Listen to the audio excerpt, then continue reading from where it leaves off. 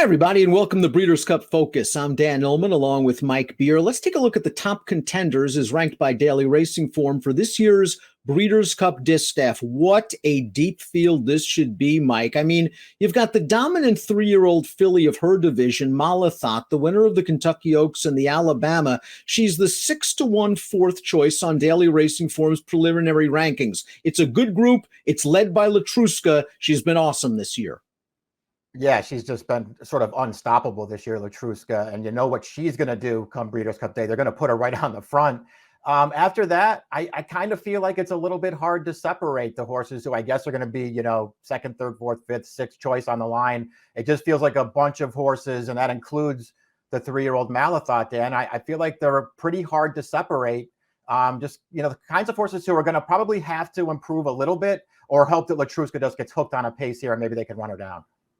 Trusca's won 5 in a row, all with triple-digit buyer speed figures, including her most recent start, the Spinster at Keeneland. And this race was just a tour de force from start to finish. No one wanted to go with Trusca early, and when the best horse gets the best trip on the lead, you get this sort of performance. Yeah, they just kind of gifted this race to her. Nobody wanted to challenge her early, so she was just loose up front all the way, and Irad Ortiz just had plenty of horse left. Around that second turn and all through the stretch. She's never threatened in here. Another dominant win for her. And as we've already noted, Dan, the good thing about Trusca is she's already proven several times over that she can go fast on the lead and still win. How are they going to ride She Dares the Devil, a horse that's very, very good in her own right, coming off a game victory in the Locust Grove, and she's the last horse to have beaten Trusca. She can be forwardly placed in her races. Do you think they're going to be aggressive and go after Trusca? Does that help She Dares the Devil? Does that hurt She Dares the Devil? It certainly helps the chances of closers like Royal Flag, Malathot, and some long shots.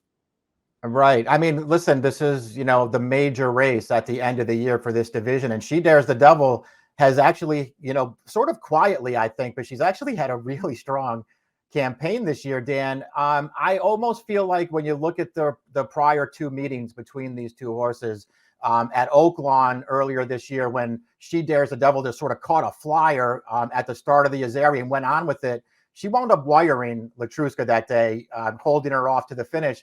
When they met again a couple starts later up at Belmont Park on the Ogden Phipps, I don't know what they were thinking that day, but they raided She Dares the Devil in that spot, and it did not work out for them. I can't see them trying to do that again in the Breeders' Cup.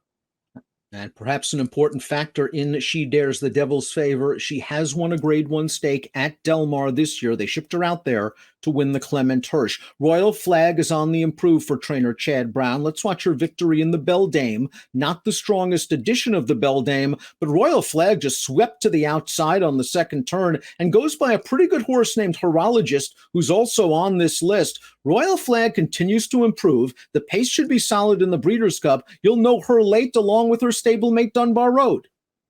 Yeah, and she got close to Trusca already once this year as well, Royal Flag did. So this is, to me, clearly the sort of older filly or mare who's really maybe coming into this distaff the right way. It does feel like she's really improving from race to race so far this year. And that one we just watched was, to me, very clearly the best race of her entire career. She won that race very easily, and she was not that far away, Dan. I thought she ran really well last time. Although Malathot is certainly accomplished for a 3-year-old filly, winner of the Alabama, Kentucky Oaks, Ashland, you name it, she's a head away from being undefeated from 7 starts.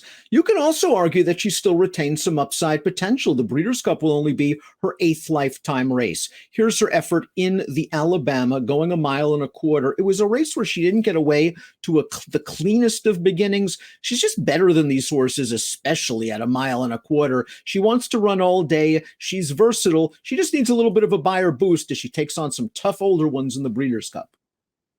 Yeah, that's how I looked at it too. She's a talented horse, as you put it earlier. Maybe she even does have some upside. Personally, I feel like she's going to need to have that upside and then to maybe show it in this Breeders' Cup. I think she's going to have to run the race of her life to beat all of these older horses. She should get a good trip, though. She's a very tactical kind of horse. And, if Trusca and She Dares the Devil go at it early, she might be in a really good spot. Let's take a look at the other contenders while discussing Bob Baffert's entrant. That is Private Mission, another horse that could certainly add to the pace picture. She is proven at Del Mar. She won the Grade 3 Torrey Pines there at a mile. They were going to run her in the Cotillion. They decided to face older horses in the Zenyatta, and she was too much for those overmatched foes. And I guess for fans of Private Mission, she got a fig for the first time in the Zenyatta, a 96. Yeah, she's going to come into the Breeders' Cup off of, the best race she's ever run. And, as we already mentioned, we were talking about upside with Malathot. This filly might have even more upside. She's only run 5 times. So she could really take a big step forward. The problem, I guess, for her, Dan, is she's another one who likes to be forward, and she's probably not making the early lead in this race. And Horologist, another horse that could add to the pace picture, which brings us to another 3-year-old filly, Clary Air, the winner of the Cotillion. She's a very solid horse. She's been unlucky in some of her races, but do you think she's been somewhat exposed against the likes of Malathot? She had her chance in the Alabama. She had her chance in the Kentucky Oaks, and she just couldn't get there. I think she's solid, but I wonder if she's kind of peaked at that low to mid 90 buyer level. I wonder about that too. If nothing else, her win most recently in that Cotillion, which was, listen, it was the right spot for her to be sure, but it was also a well-deserved sort of major win for her because she's been running pretty well in some tough spots, not winning, but really holding her own. And I personally felt like her 2 races at Saratoga weren't as bad as they looked. Trusca is going to be the favorite in the distaff, and deservedly so. But this is certainly no gimme with the likes of She Dares the Devil and Malathot and Royal Flag, and perhaps some other blazers making her go fast in the early portion of the race.